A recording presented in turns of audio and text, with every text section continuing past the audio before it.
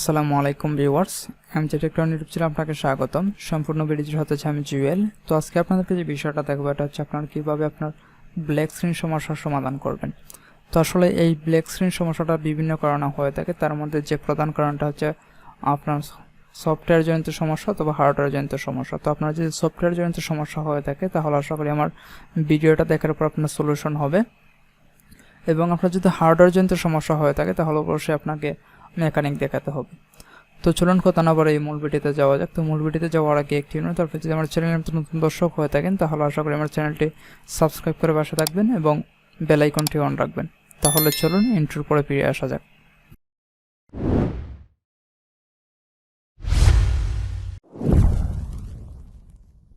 তো প্রথমে আমার সাজেশন থাকবে, আপনি যদি ডেস্কটপ কম্পিউটার ইউজার হয়ে থাকেন তাহলে অবশ্যই আপনার যে কেবলগুলো আছে যেমন বিজিএ কেবল, এইচডিএমআই কেবল, পাওয়ার কেবল, এগুলো ভালোভাবে চেক করে নেবেন যে আপনার কেবলগুলো ঠিক আছে কিনা। কারণ আমরা যখন ডেস্কটপ কম্পিউটার ইউজ করি তখন কিন্তু অনেক ধরনের কেবল ইউজ করতে হয়, যেটা ল্যাপটপের ক্ষেত্রে লাগে না।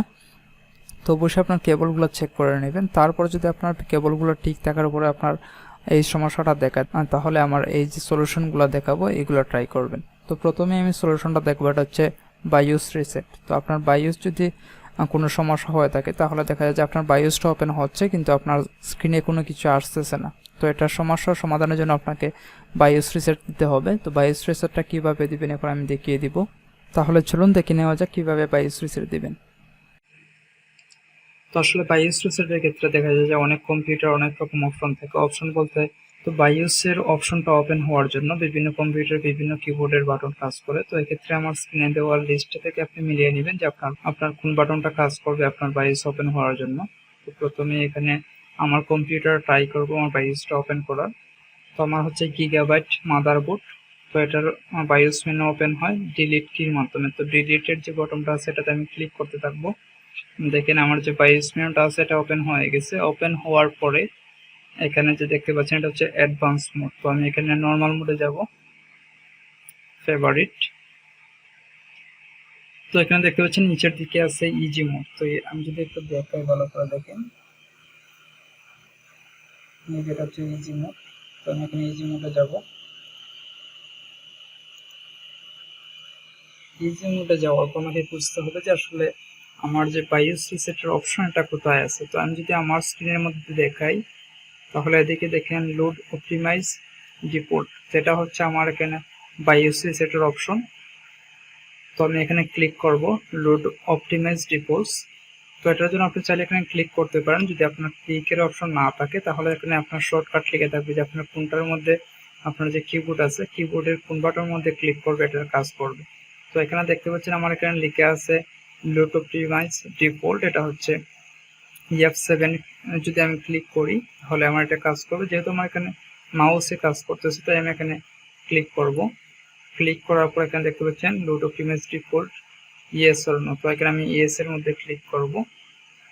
তারপর এখানে আমি সেভ অ্যান্ড এক্সিট এটার মধ্যে ক্লিক করব। তারপর ইয়েস এর মধ্যে আমি ক্লিক করব। তারপর দেখেন আমার যে বায়োসটা আছে সেই বায়োসটা রিসেট হয়ে তারপর আমার কম্পিউটারটা ওপেন হবে। তো আপনার যদি এরকম কোনো স্ক্রিন না আসে তাহলে আপনাকে কাজ করতে হবে, আপনার যে পিসি আছে পিসির মধ্যে যে মাদারবোর্ড আছে সেই মাদারবোর্ডের মধ্যে একটা ছোট্ট একটা ব্যাটারি থাকে, সেটা হচ্ছে CMOS ব্যাটারি।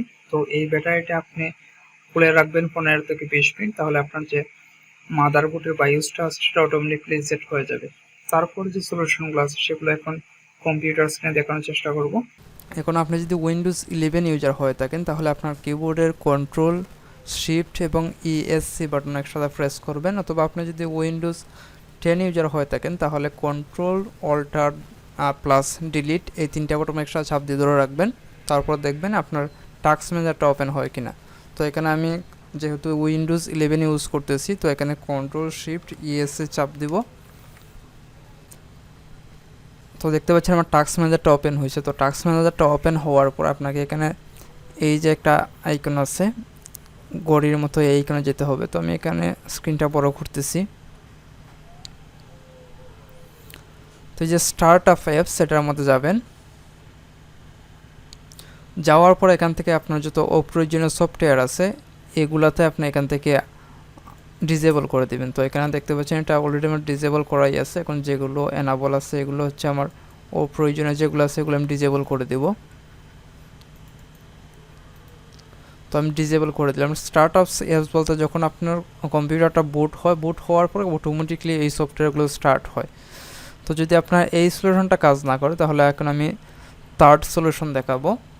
এখন আপনার পিসিটাকে বেশ কয়েকবার শাটডাউন দেবেন। শাটডাউন যেহেতু আপনার একটা স্ক্রিন আসবে, তো সেক্ষেত্রে আপনাকে বারবার আপনার যে ল্যাপটপ হয়ে থাকলে আপনার যে পাওয়ার বাটন আছে এটা অন করে তারপর যখন বুটিং হবে তখন আপনি আবার এটা অফ করে দেবেন। আবার সেম টাইমে এরকম কয়েকবার, অথবা আপনার যদি পিসি হয়ে থাকে তাহলে যখন আপনার কম্পিউটারটা অন হবে ঠিক তখনই আপনি অফ করে দেবেন। তাহলে আপনার যে উইন্ডোজের ফাইলটা আছে সেটা একটা সিস্টেমজনিত সমস্যা হবে, তারপর এখানে রিকভারি একটা অপশন আসবে। তো যখন যদি আপনার এই অপশনটা শো করে তারপর আমরা এখান থেকে সেভ মোড অপশনে যাব। তো এখানে দেখতে পাচ্ছেন সি অ্যাডভান্স রিপেয়ার অপশন, তারপর আছে রিস্টার্ট মাই পিসি। তো আমরা এখানে রিস্টার্ট না দিয়ে সি অ্যাডভান্স রিপেয়ার অপশন এটার মধ্যে ক্লিক করব। তারপর হচ্ছে ট্রাবলশুট, তারপর হচ্ছে ট্রাবলশুটের মধ্যে আমরা ক্লিক করব। ট্রাবলশুট থেকে তারপর এখানে যাব অ্যাডভান্স অপশন, তারপর হচ্ছে স্টার্ট আপ সেটিংস, সেটার মধ্যে আমরা যাব। এখান থেকে আমরা দেখব এখানে restart to change Windows option switch as enable resolution video mode, তারপর আছে এনাবল ডিবাগিং মোড, তারপর আছে এনাবল বুট লগিং, তারপর আছে আই এনাবল সেভ মোড। তো এখানে আমরা যাব হচ্ছে সেভ মোডে। তো সেভ মোডে যাওয়ার জন্য এখানে আমরা ক্লিক করব রিস্টার্টে।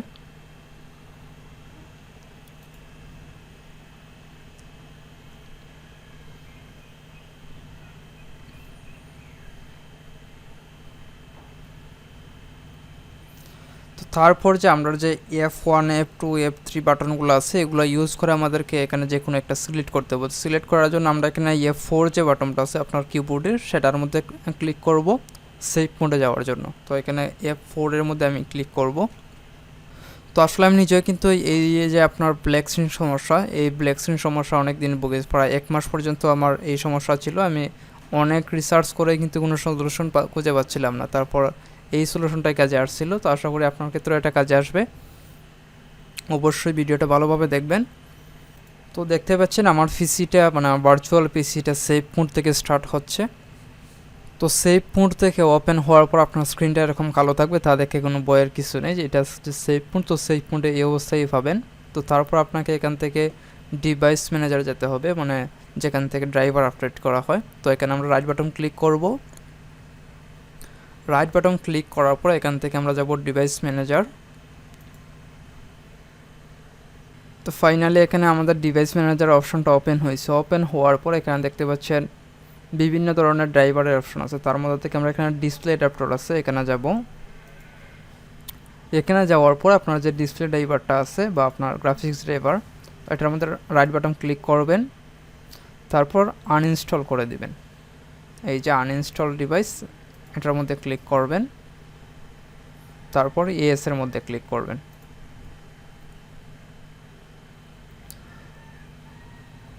তো এটা আনইনস্টল করার পরে এটা ক্লোজ করে দিবেন। ক্লোজ করে এখান থেকে আপনার পিসিটা রিস্টার্ট দিবেন। রাইট বাটন ক্লিক, তারপর রিস্টার্ট।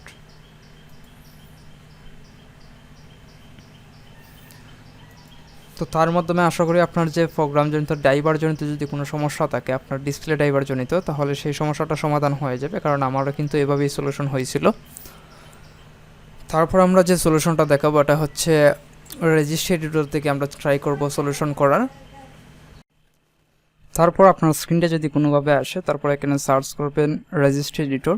তো এখানে রেজিস্ট্রি এডিটর সংক্ষিপ্ত রূপ হচ্ছে আরইজি লিখলেই পর এখানে দেখবেন চলে আসবে। তো এখানে হচ্ছে এই যে রেজিস্ট্রি এডিটর, তো এটার মধ্যে ক্লিক করবেন। ক্লিক করার পর এখানে আপনাকে একটা পপআপ আসবে। তো পপআপ আসার পর এখানে ক্লিক করবেন ইয়েস এর মধ্যে। তো আমি এখানে ইয়েস এর মধ্যে ক্লিক করলাম।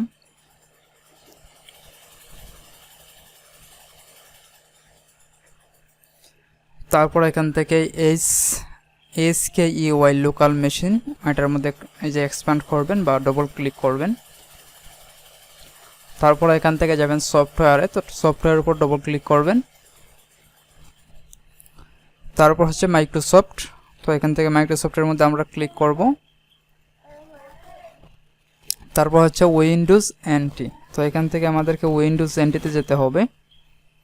উইন্ডোজ এনটিতে একটু নিচে আছে, উইন্ডোজ এনটি একদম নিচে পাবেন। তো আমি এখানে স্ক্রল করতেছি, স্ক্রল করার পরে যে পেয়ে গেছি উইন্ডোজ এনটি। তো এটার মধ্যে আমি ডবল ক্লিক করব। ডবল ক্লিক করার পর এখান থেকে দেখতে পাচ্ছেন কারেন্ট ভার্সন, এটার মধ্যে আমি ডবল ক্লিক করব।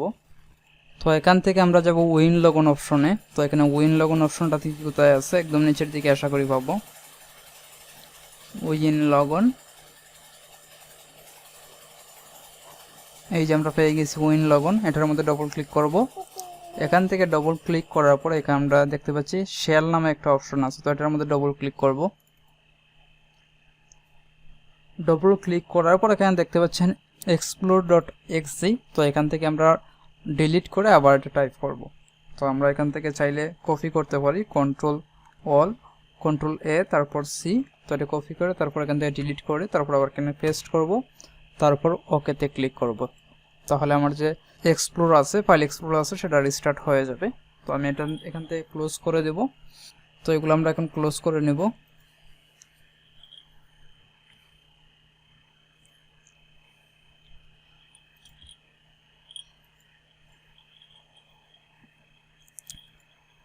ক্লোজ করলাম। তারপর আমরা এখান থেকে আমাদের পিসিটা রিস্টার্ট দিয়ে নেব। রাইট বাটন, তারপর রিস্টার্ট। তো আশা করি এখানে আমার দেখানোর যে কোনো একটা সোর্স আপনার কাজে আসবে। তো আজকের মতো এখানেই জানিয়েছি, ভালো থাকবেন, সুস্থ থাকবেন, আবারও দেখা হবে নতুন টিউটোরিয়াল নিয়ে। আল্লাহ হাফেজ।